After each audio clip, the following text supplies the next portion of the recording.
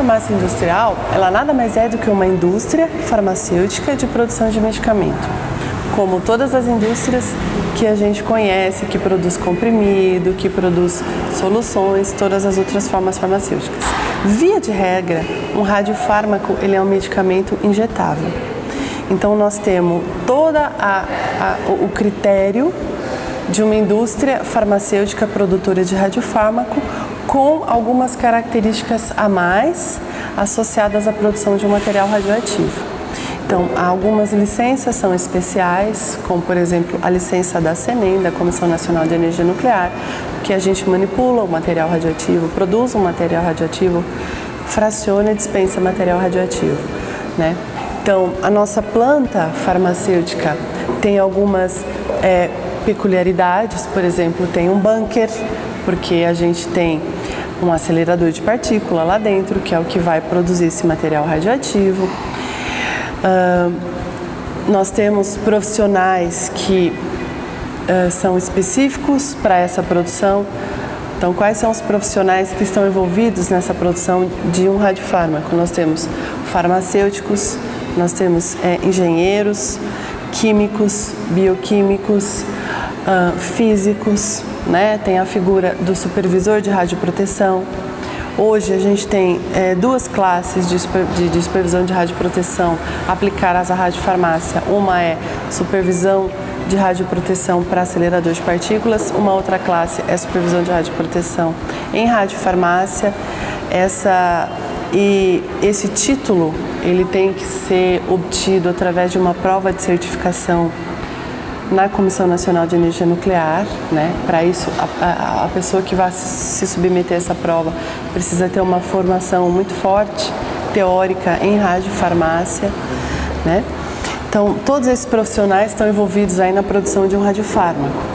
E, basicamente, do que ele é composto? Então, a gente tem uma produção do isótopo radioativo, depois esse isótopo radioativo ele é acoplado, né, vamos dizer assim, por síntese química a um ligante específico que vai ter uma especificidade por um órgão, por um tecido específico do organismo, por alguma lesão, né?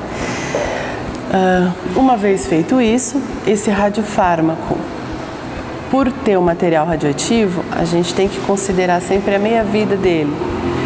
Então, existem radiofármacos que têm meia-vida curta, né? Que é o caso do flúor 18.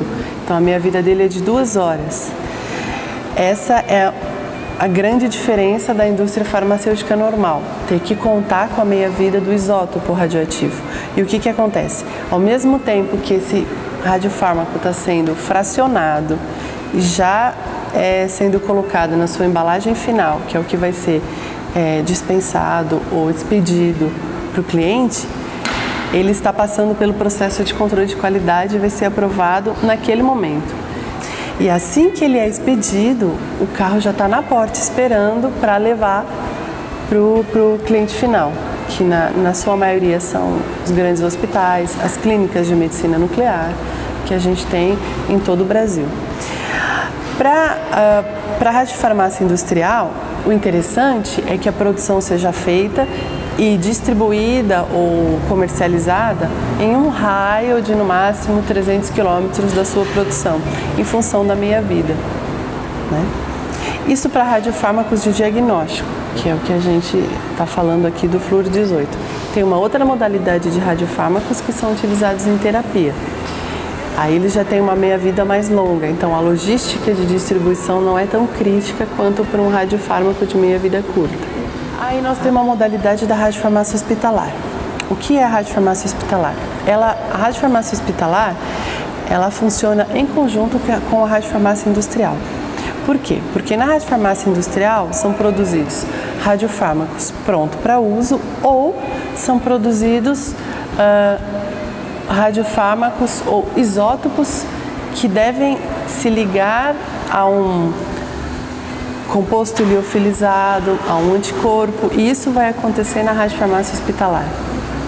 Então, a radiofarmácia industrial e a radiofarmácia hospitalar, apesar de serem duas áreas totalmente diferentes, porque o ambiente hospitalar não conta com a estrutura nem com as licenças que precisa ter uma indústria de produção de medicamentos,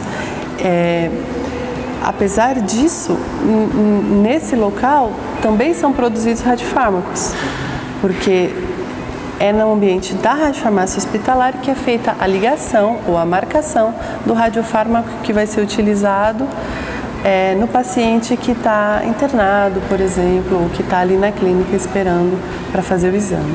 E nós temos uma terceira modalidade, ainda incipiente no Brasil, mas largamente utilizada nos Estados Unidos e na Europa, que é o modelo de radiofarmácia centralizada. O que é esse modelo de radiofarmácia centralizada? Na radiofarmácia centralizada são produzidos radiofármacos sob demanda para hospitais e clínicas. Então são recebidos aí gerador de dequinésio ou talvez gerador de galho. Esses produtos são marcados com kits liofilizados, são fracionados em doses individuais e enviado para as clínicas e para os hospitais que não contam com um serviço de radiofarmácia ou que optem por obter o serviço através de uma radiofarmácia centralizada.